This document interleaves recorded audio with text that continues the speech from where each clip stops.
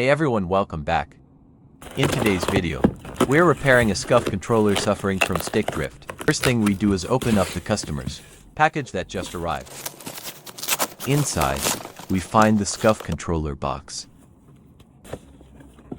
Let's open it up and take a closer look.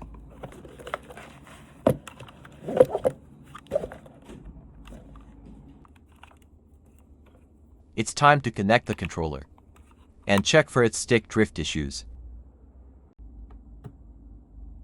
As you can see, the stick doesn't move like it should. Now let's get started with the disassembly.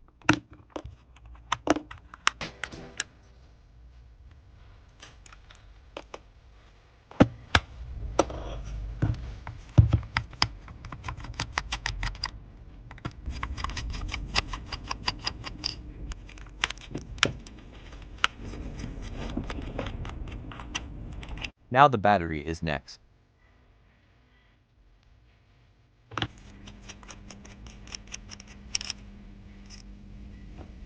Here we can see the Scuf button controllers, which we temporarily desolder.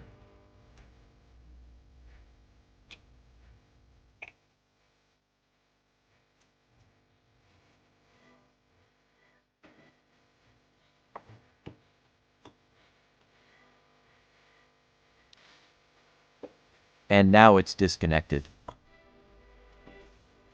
Here's a look at the board with the original analog stick modules still attached. Old sticks out. New TMR sticks in. And now let's put it back together. After reassembling the controller, we start the TMR stick calibration process. No dead zones and no drift, and you can calibrate it yourself just as easy and fast as we did.